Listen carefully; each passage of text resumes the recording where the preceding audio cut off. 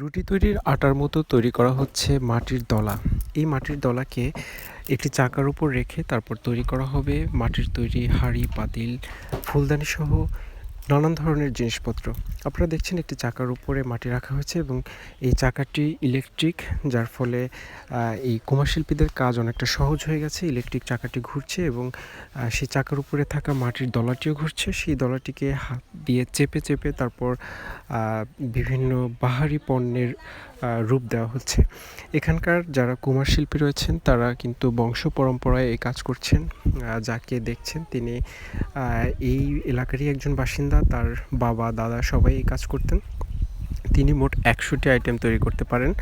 তো এখন তিনি তৈরি করছেন একটি ফুলদানি। ফুলদানিটি তার তৈরি করতে ৫ মিনিট সময়ও লাগেনি।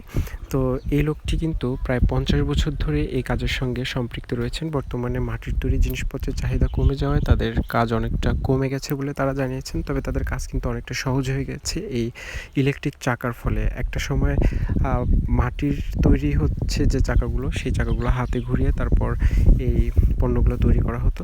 তো আপনারা দেখছেন ফুলদানিটি কিন্তু হয়ে গেছে এবং তিনি হাত দিয়ে আবার ডিজাইন করে নিচ্ছেন। এরপর তিনি আরও একটি পণ্য তৈরি করছেন। আর এসব পণ্য কিন্তু পুরোটাই হাতে তৈরি করা হয় এবং এখান থেকে হাতে তৈরি পণ্যগুলো তারা এখানে রোদে শুকান। রোদে শুকানোর পর তারপরে এটি পুড়িয়ে তারপরে রং করে বাজারজাত করা হয়। এখানে যে পণ্যগুলো দেখছেন এগুলো তিনি হাতেই তৈরি করেছেন এবং এগুলো স্থানীয় লোকাল মার্কেটে সরবরাহ করা হবে।